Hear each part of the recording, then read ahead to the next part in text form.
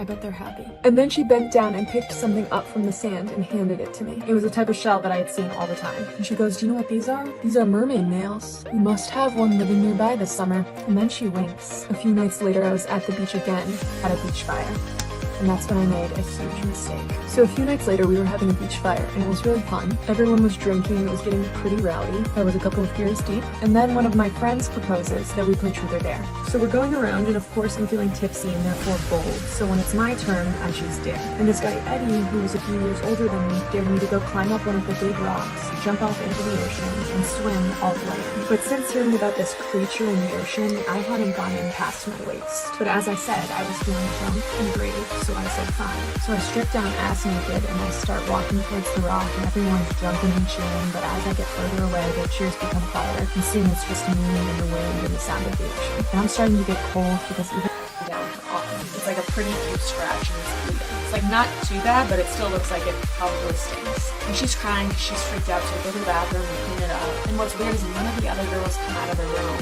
Be like, haha, got you. They all pretend like they're still sleeping. Michaela's like, that was not cool of them. And I agreed with her, it wasn't cool of them. She was like, actually had a wound from it. So the next morning we're all waking up and Michaela's really pissed. She's like, guys, that was really messed up what you did last night. You took it way too far. She's like, Roxy, I know you were pissed that we pranked you guys, but I never touched any of you. I never tried to hurt any of you. That was so aggressive that you scratched me. And all three of them genuinely look shocked. Like they have no idea what Michaela's talking about. Roxy's like, none of us came into your room last night. And then Roxy's dad comes into the house. He's like outside working in the yard or something. And he's kind of pissed. He's like, you girls left the front door wide open last night. And he's like, and why was there a kitchen knife on the front porch? What were you guys doing? That's an expensive knife and it could have gotten rusty. And we all look at each other because none of us went out the front porch. So people were claiming at this other beach in town that something was hitting them in the water. And they couldn't see what it was, but a few people had described the same sensation. The feeling of a really hard, blunt kind of punch in the water. So Lexi and I start to suspect that whatever's hitting people at that beach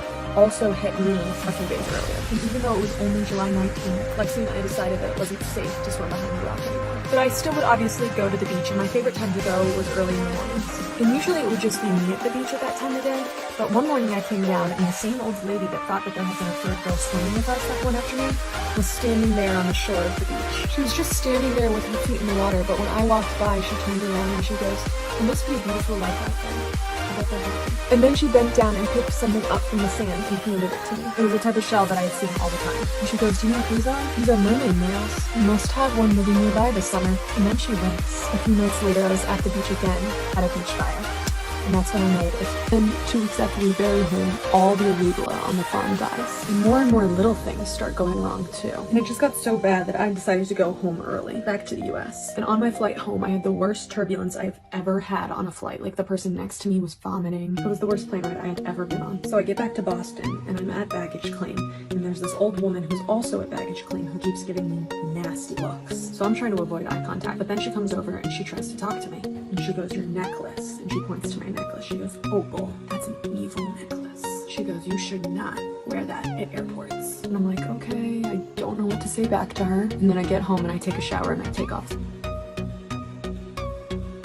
Definitely will scare the shit out of them. I don't think this is a great idea, especially because Roxy already thinks her house is haunted. She's like living in a constant state of mild fear. But Michaela's like, no, it'll be funny. So we set our alarms for 2 a.m. and then we go to sleep. And then, sure enough, the alarms go off at 2 a.m.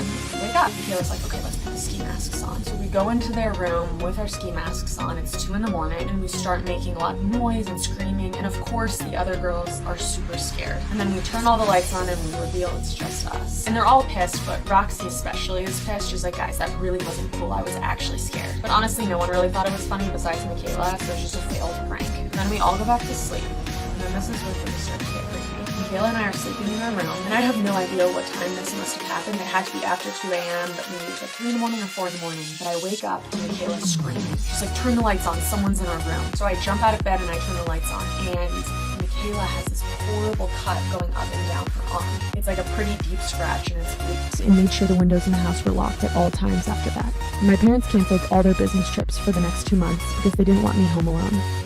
I didn't receive any sketchy mail after that though. Randy still came by and delivered stuff pretty regularly. One day he asked me if I had gotten any more creepy mail, and I told him no, and he looked genuinely relieved. I was grateful for Randy. He was so kind and genuine, and I felt like he would actually protect me in case anything bad happened. I asked him if he had seen the woman, or anyone, walking down the road since that one woman he saw. He paused and then sighed. He said, yeah, I actually did see her again a few days ago, on your road. I didn't want to tell you because I know you've been dealing with a lot of stuff, and to be honest, I'm not even really sure it's related, he said. I told him that I wasn't sure it was relevant either. It could just be a nice lady going for a walk, getting some fresh air. Eventually, after a few months, my parents started to relax and get more comfortable. I still hadn't received any more stalker mail, and they didn't know about the walking lady that Randy had told me about. I had never mentioned it to them. Then, 2 weeks after we bury him, all the arugula on the farm dies. And more little things start going wrong too. And it just got so bad that I decided to go home early, back to the US. And on my flight home, I had the worst turbulence I've ever had on a flight. Like, the person next to me was vomiting. It was the worst plane ride I had ever been on. So I get back to Boston, and I'm at baggage claim. And there's this old woman who's also at baggage claim who keeps giving me nasty looks. So I'm trying to avoid eye contact, but then she comes over and she tries to talk to me. And she gives me a necklace, and she points to my necklace. She goes, oh boy, that's an evil necklace. She goes, you should not wear that at airports. And I'm like, okay, I don't know what to say back to her. And then I get home and I take a shower and I take off.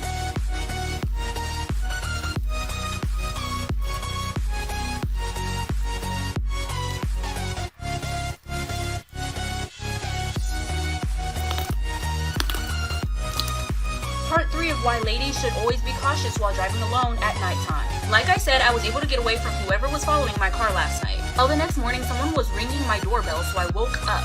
I look outside my window because my bedroom window is right at the front of my house. And I see the same car that was following me last night parked in my driveway. I didn't know what to do at this point, but I thought that I should at least try to see what he looks like. So I go to my door and I look through that little peephole. And I say I almost passed away. It is not an exaggeration. It was my date from last night.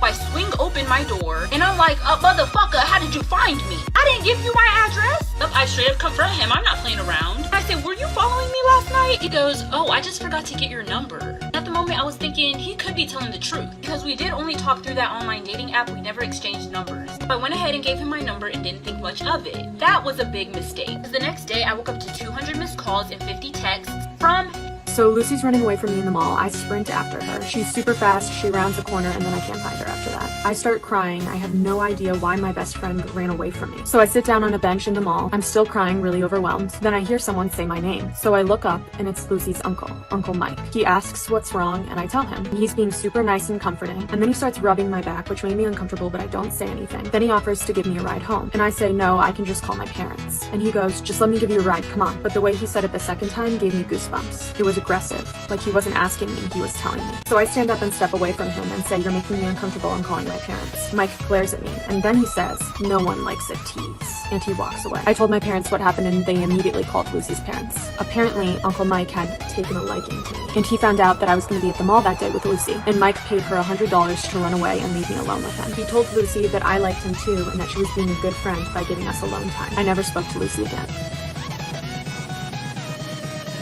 Part 3 about why my mom kicked me out when I was 16. So like I said, I'm laying under the bed, no clothes on. She asks where I am. And he's like, oh, she should be in her room. So he goes looking for me everywhere with her. And he's like, oh, well, maybe she's outside on the patio. And I don't know why the hell my mom's sister had a key to our apartment anyways. But she's still looking for me in the apartment, and she looks under the fucking bed. And at first she's like, oh my god, what did he do to you? And I'm trying to tell her nothing, like I made that decision on my own. So she calls my mom right away. My mom comes home, she's screaming at me, and she kicks me out. So I go to my grandma's house, and I told my grandma what happened. And my grandma calls her, and she's like, it's not her fault that you gave her daddy issues. And I'm like, bruh, what the fuck? Child, anyways. So then she goes on Facebook and starts posting about how I'm a whore and a slut and how, like, it isn't her boyfriend's fault at all. So now I live with my grandma.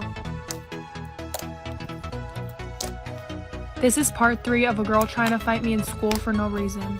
So there I am, standing, tapping my face, being like, alright, hit me, please do. And mind you, the entire time, I knew that like this whole argument was bullshit and that it was really dumb and she was gonna regret doing this in front of everybody because she had no valid reason to even be getting mad at me in the first place. So I was really calm the entire time. I didn't stoop to her level, I didn't start shouting at her, I just stayed calm. So I was like, alright, you really believe your ex-boyfriend over me? Then, you know what, you wanna fight? Let's go, hit me. And it just kept going back and forth of her being like, oh, I wish I could hit you. And I'm like, so do it. And she's like, oh my God, I would punch you in the face. And I was like, so then do it. And then everybody else around us, like all the popular kids that came to watch this so-called fight, started like going to their next class because they were like, nah, she's not doing shit. Then her friend dragged her away from me. And I texted the kid and I was like, yo, what the fuck is this shit? Why are you lying? Then he texted her and was like, yo, I was gassing it. That didn't actually happen. But I guess she was so embarrassed of the situation that she still stopped being my friend. So people were claiming at this other beach in town that something was hitting them in the water. And they couldn't see what it was, but a few people had described the same sensation. The feeling of a really hard, blunt kind of punch in the water. So Lexi and I start to suspect that whatever's hitting people at that beach also hit me a few days earlier. And even though it was only July 19th, Lexi and I decided that it wasn't safe to swim behind the rock anymore. But I still would obviously go to the beach, and my favorite time to go was early in the mornings. And usually it would just be me at the beach at that time of day. But one morning I came down, and the same old lady that thought that there had been a third girl swimming with us that one afternoon was standing there on the shore of the beach. She was